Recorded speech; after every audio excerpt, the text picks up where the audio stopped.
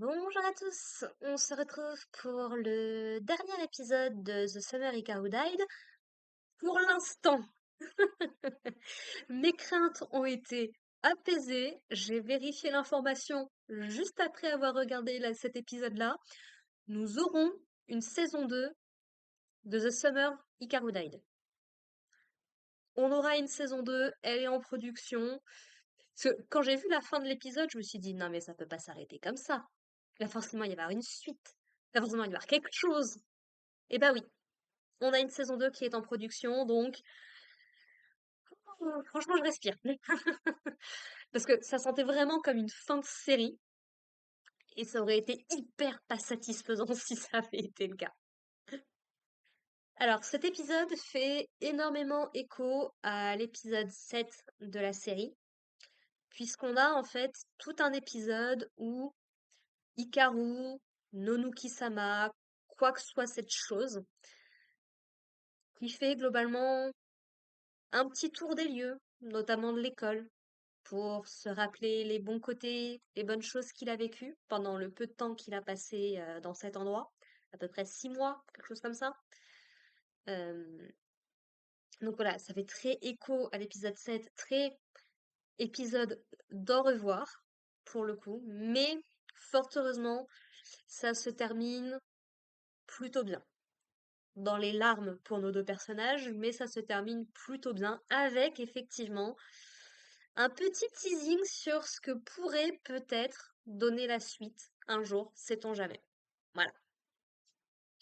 J'ai honnêtement pas grand-chose de dire sur cet épisode parce qu'il se passe pas grand-chose en fait. Encore une fois, c'est très beaucoup de moments mélancoliques. À part le fait qu'on a le gars, impossible de retenir son nom, mais le gars de l'extérieur, du coup, le gars aux cheveux blancs, euh, qui vient dire à Monsieur Takeda que bah en fait Nonuki-sama c'est un dieu qui a été inventé par les êtres humains, que effectivement il y a une cause beaucoup plus profonde à ce qui s'est passé à l'époque et qui compte bien régler la situation, ce qui a l'air d'être plus ou moins confirmé en fin d'épisode, mais on y reviendra. Mais voilà, ça mis à part, on a du coup Ako, je crois que c'est comme ça qu'elle s'appelle, ou Ado, je sais plus. C'est la fille qui peut entendre les esprits surnaturels, qui confronte Hikaru et qui lui fait avouer effectivement bah, qu'il n'est pas le Hikaru d'origine et que bah, Hikaru est mort, qu'il ne reviendra pas et elle doit accepter la situation et elle doit faire son deuil et ça lui fait vachement mal quoi, sans grande surprise, encore une fois. Voilà, quoi dire de plus? Voilà, il y a Hikaru qui se dit bon bah je vais retourner dans la montagne, c'est encore le mieux, que bah il aurait pas dû venir en fait à la base, que comme ça bah tout le monde aurait pu faire son deuil, ils auraient souffert bien évidemment, mais que le temps et de la thérapie aidant, ils auraient potentiellement pu passer à autre chose et vivre une vie beaucoup plus calme, beaucoup plus tranquille. Sauf que bah, c'est quelque chose que Yoshiki n'est absolument pas prêt à accepter. Alors, il va lui-même se comparer à un monstre, dire qu'il cache sa vraie nature, et qu'au final, ils sont pas si différents que ça, et que bah, il veut pas que Hikaru s'en aille, en fait. Alors, ça peut être interprété de plein de manières différentes. On peut bien évidemment le voir du prisme homosexuel. Je pense qu'on a suffisamment d'indices pour se dire que Yoshiki ressentait des trucs pour Hikaru. En tout cas, personnellement, je n'en doute pas une seconde. Maintenant, tout comme beaucoup de gens ont pris Libéré, délivré de la Reine des Neiges comme une allégorie d'un coming out, c'est aussi pour toutes les personnes qui ne se sentent pas à leur place. Moi, personnellement, pareil, quand j'étais plus jeune, c'est une image qui me reste encore en tête, mais que j'expérimente moins dans mes écrits, à laquelle je pense moins. Mais j'ai toujours eu, enfin pendant très longtemps, en tout cas pendant mon adolescence, cette image de porter un masque pour essayer de me fondre au mieux possible dans la société classique, dans la société normale, alors que c'est très très compliqué pour moi, pour plein de raisons X et Y. Mais depuis, j'ai accepté que je ne suis pas normale, entre guillemets, Et globalement, ma vie se passe plutôt bien. Le regard des autres m'a jamais trop affectée à ce niveau-là. Mais bon, bah, pour que sa vie soit quand même plus simple, t'essayes de te fondre un minimum dans le monde, quoi. Donc, on peut aussi le voir de cette manière-là. Pour toute personne qui ne se sent pas adéquate, qui ne se sent pas légitime et qui cache la personne qu'il est au fond. Et c'est beaucoup plus commun que ce qu'on pourrait croire, malheureusement. Surtout vu toute la situation autour de Yoshiki, familiale notamment, c'est compliqué. Donc il a un vrai, comment je pourrais appeler ça? Un breakdown, mais il a un vrai, un moment de réalisation, un moment où il avoue tout ce qu'il a au fond du cœur, tout ce qui lui fait mal, et que bah d'être avec Hikaru, avec cet Hikaru-là, ce Nonuki-sama, bah mine de rien, ça lui sauve la vie aussi, et qu'il a pas envie en fait que Hikaru s'en aille. Il a conscience que c'est très égoïste, mais à un moment, je suis personnellement convaincue qu'à un moment, être égoïste, quand on a passé sa vie à courber les chines pour essayer de ne froisser personne, ça devient une nécessité. En tout cas, moi, c'est quelque chose que j'ai appliqué pour moi-même et c'est une chose dans laquelle je crois.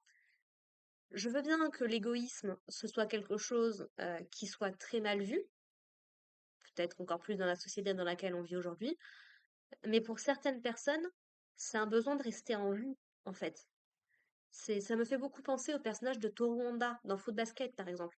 Tout son parcours, c'est justement d'apprendre à être égoïste et de vouloir faire des choses pour elle-même, au lieu de vouloir toujours faire les choses pour les autres. Parce qu'à force de vouloir faire plaisir à tout le monde, on finit par imploser, en fait. C'est pas tenable psychologiquement comme chose. Donc bon, donc voilà, l'épisode se termine globalement sur une petite bataille entre Hikaru et Yoshiki, où ils se disent un petit peu les choses, et puis on a du coup le gars de l'extérieur qui les observe de loin, et qui à la fin de l'épisode, le post-crédit même, qui s'approche d'eux, et il a pas l'air d'être menaçant, il a pas l'air d'être agressif ni quoi que ce soit, mais on est laissé sur ce suspense à ne pas savoir ce qui se passe, et c'est frustrant, comme fin vous imaginez, même pas. Je veux la suite, et je pense très sincèrement aller lire le manga. Pour quel animé j'avais dit ça aussi? Kowloon, je crois. Mais là, je pense vraiment que je vais aller lire le manga. Je veux savoir, j'ai besoin d'avoir de la suite, là, de savoir ce qui va se passer dans la saison 2 et tout. Donc bon. Donc, bilan sur cette série, eh bah, très satisfaite. C'était une des séries qui m'attirait déjà de base cet été. Et c'est une des seules que j'ai réussi à peu près à tenir. Ta copie mise à part, mais ta copie, il y avait 6 épisodes, ça compte pas. C'est déjà la moitié de cette saison. Mais ouais, non, franchement, une très très bonne série qui gère très bien le suspense. Le côté horreur, franchement, il est également bien amené, bien géré. Côté psychologique, enfin, ouais, franchement, c'était une très très bonne série et visiblement, ça a beaucoup plu aux gens également. Et donc, j'espère vraiment que ça aura eu suffisamment de succès pour que la. Alors, j'ai vérifié, il y a 6 tomes actuellement du manga qui sont sortis. Donc, c'est pas tant que ça en vrai. Donc, ouais, 2 saisons. En vrai, je sais pas où en est l'histoire, je sais pas jusqu'où ça va aller. Mais ce sera peut-être une petite série, hein. C'est une petite série. Bon, 2 saisons de 12 épisodes en soi, c'est pas. Disons qu'il y a plus court. Il y a Madoka, par exemple, dont le film arrive bientôt d'ailleurs, ça aussi. J'aimerais bien qu'il finisse par qu'on finisse par y avoir accès. Mais bon, on verra ça en temps et en heure. Donc, ouais, franchement, une très très grande réussite. Si vous n'avez jamais vu la série, mais que les reviews que vous avez écoutées avec moi peuvent vous intéresser, moi, franchement, je vous conseille de tester ça par vous-même. Sauf si vraiment ça touche à des thèmes où vous vous sentez pas à l'aise. Bien évidemment, l'idée, c'est pas de se faire du mal à soi-même. Jamais. Mais ouais, non, franchement, je continuerai à suivre et je guetterai les annonces de la saison 2. Alors, avec un peu de bol, on va nous faire le même coup qu'avec un Black Butler, par exemple. Mettons que la saison 2 soit déjà bien avancée dans sa production et qu'ils nous la sortent l'année prochaine. Par exemple, ce serait cool. Mais bon, ça, on verra où ça en est. Voilà. Sur ce, eh bien, écoutez, je voulais vous remercier d'avoir de m'avoir suivi dans cette série, malgré les pauses et les petits trucs qu'il y a pu y avoir. Et puis, bah, n'hésitez pas à me dire ce que vous avez pensé de la série, ou si vous avez lu le manga dans les commentaires, sans spoiler, encore une fois, s'il vous plaît. On ne spoile pas, on est gentil.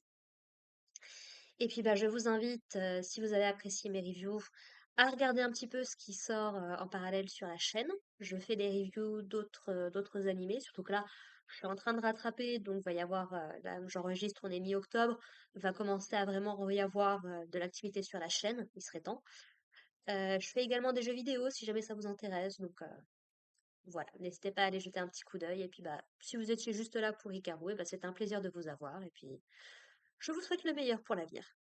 Voilà, voilà. Sur ce, bah, écoutez les gens, portez-vous bien, prenez soin de vous, prenez soin de vos proches, et puis à la prochaine. Allez, bye.